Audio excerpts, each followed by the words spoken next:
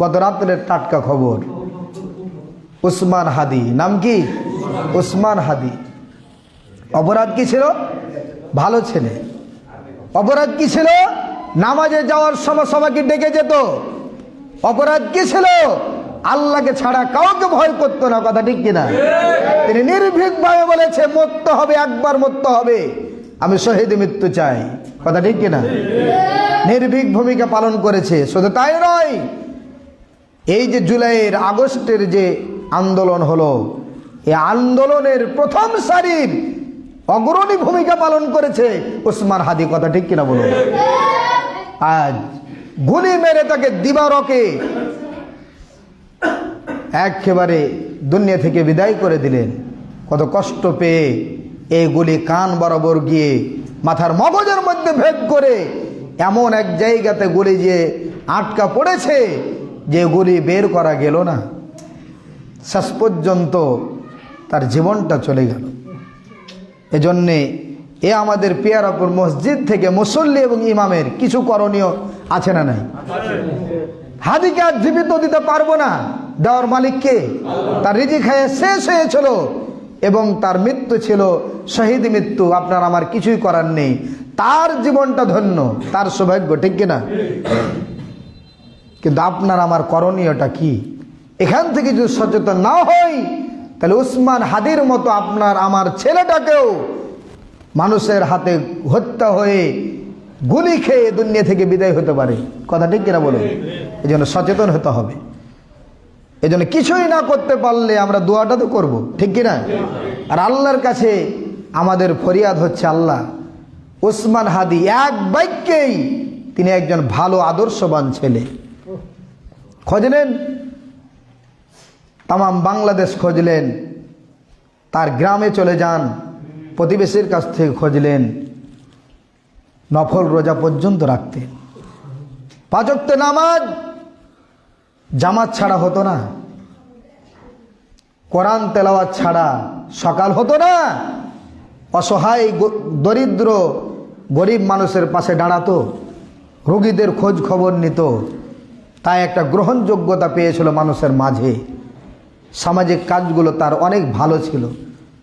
শকুনেরা এটা সহ্য করল না। আল্লাহর কাছে আজকে এই জুমা থেকে বলতে চাই, আল্লাহ এই উসমান হাদিকে যারা যেই দলের হোক, যে ব্যক্তি হোক, যারা এইভাবে হত্যা করে তাকে শহীদ করেছে, আল্লাহ জাতির সামনে তুমি তাদেরকে প্রকাশ করে উলঙ্গ করে দাও, কথা ঠিক কিনা বলো? এটা আল্লাহর কাছে ফরিয়াদ, দোয়া প্রার্থনা। আর আমাদের মাননীয় এখন বর্তমান সরকার যিনি আছেন, তার কাছে এটা হচ্ছে, আপনি তদন্ত করেন। ভালো একটা ছেলেকে হত্যা করা হয়েছে, কি কারণে তাকে দিবালকে গুলি করা হলো, কারা করলো, কি কারণে করলো, কোথাকার লোক তারা, এটা আপনি তদন্ত করে গোপনীয়ভাবে নয়, প্রকাশ্য বাইতুল মোকাররমের সামনে, সরাসরি মানুষের চোখের সামনে, বাইতুল মোকাররম মসজিদের সামনে তাকে ফাঁসিতে ঝুলাতে হবে, কথা ঠিক কিনা বলুন? হয়তো বলবেন যে উসমান গনি আপনার কে, এত জটিল কথা বলছেন? ওই উসমান গনির মাধ্যমে, আমি সরাসরি তার কথা বলবো না, মাধ্যম ছাড়া তো কিছু হয় না, ঠিক কিনা? ও মাধ্যমেই এই দেশটা, অশান্তি দেশটা শান্তির দেশ হয়েছে। তাদের মাধ্যমেই কোরআন শোনার পরিবেশ ছিল না 17 বছর, তার মাধ্যমেই কোরআন শোনার পরিবেশ হয়েছে, কথা ঠিক কিনা বলুন? অস্বীকার করার কিছু নেই, রাগ করার কিছু নেই। তিনি শহীদ হয়ে গেল। বেশি কষ্ট লাগে আজ সকালে যখন ফেসবুকে দেখছিলাম তার পূর্বের একটা ছবি, তার কোলে তার 2 বছরের চাঁদের মতো ফুটফুটে ছেলে সন্তানটাকে নিয়ে তিনি গালে চুমো দিতে দিতে একটা ছবি তুলেছিলেন। ওই ছবিটা কে ছেড়েছে?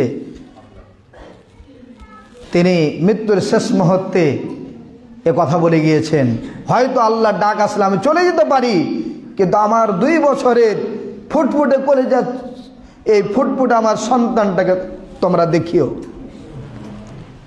কে জানে তার 2 বছরে তার বাবা হারা হয়ে তিনি এতিম হয়ে যাবে।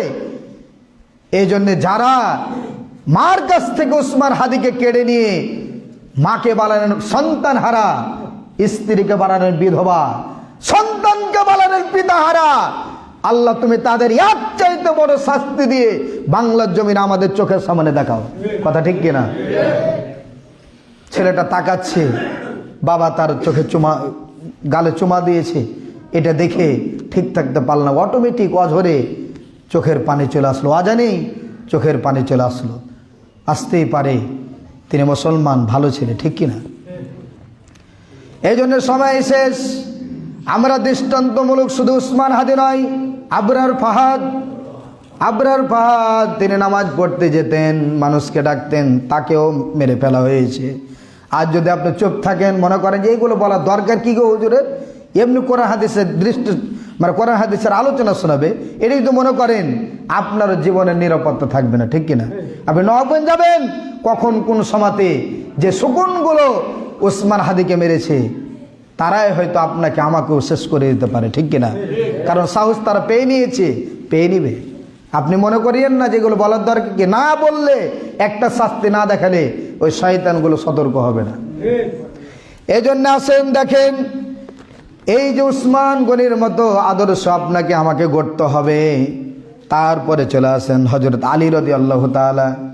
উসমান গনির আর একটি কথা, উসমান গনি এত আদর্শবান মানুষ ছিল, আল্লাহ রাব্বুল আলামিনের রাসূল তার একটা মেয়েকে উসমান গনির হাতে তুলে দিলেন, তিনি মারা গেলেন। তারপরে ভালোবেসে উসমান গনিকে এত পছন্দ করে, তার আমল আখলাক, তার কথাবার্তা, আবার তার হাতে আরেকজন মেয়েকে তুলে দিলেন। দুইটা মেয়ে, কয়টা মেয়ে? তাহলে জামাই ভালো না হলে কি মেয়ে তুলে দেয়? আবার রাসূল বললেন যে উসমান গনি এত ভালো, আদর্শবান, এত ভালো তার আমল, তার আদর্শ, এত সুন্দর কথাবার্তা, যে আরেকজন যদি আমার মেয়ে থাকতো, উসমানকে আবার বিয়ে দিয়ে তাকে আবারও জামাই বানাতাম। সুবহানাল্লাহ বলে। এই জন্য তাকে একটা বলা হয় জিন্নুরাইন, দুটা নূরের অধিকারী হচ্ছে কে? উসমান গনি। আলী রাদিয়াল্লাহু তাআলা হচ্ছে কার? রাসূলের জামাই। কার সাথে বিবাহ হয়েছিল? বিবি ফাতেমার সাথে। আলী রাদিয়াল্লাহু তাআলা একদিন বসে আছেন, তিনি একটু নিরিবিলি বসে জিকির করছেন। আবার ঠিক একজন ভিক্ষুক এসে আবু জেহেলকে এসে বলছে, বাবা কয়েকদিন থেকে কিছু খাইনি, আমাকে কিছু দেন, ওগুলো দিলে আমি খেয়ে বাঁচবো। আবু জেহেল ঠিক উসমান গনির মতো দেখিয়ে দিল, ওই যে মসজিদ নববীর সামনে ইসলাম বসে আছে, নাউজুবিল্লাহ। আলীকে দেখিয়ে বলছে, ওই যে ইসলাম বসে আছে, ওই ইসলামের কাছে কিছু নাও। নাউজুবিল্লাহ বলবেন না? টিটকেরে মেরে কিছু লোক বলে না, তো ইসলাম বসে। এই ভিক্ষুক আলীর কাছে গেলেন, মানে জানে যে আলী এত গরিব, এত অসহায়, তার বাড়িতে খাবার নাই। আবু জেহেল কিন্তু জানে যে কিছু দিতে পারবে না, অপমান হয়ে ঘুরে আসবে, তখন একটা দুর্নাম হবে। এই জন্যে ভিক্ষুক গেলেন, সালাম দিলেন, কিছু চাইলেন। আলী রাদিয়াল্লাহু তাআলা বলছে, ভিক্ষুক ঠিক আছে, তোমাকে এমন একটা জিনিস দিব আল্লাহর পক্ষ থেকে, ইনশাআল্লাহ তোমার ডান হাতটা দাও।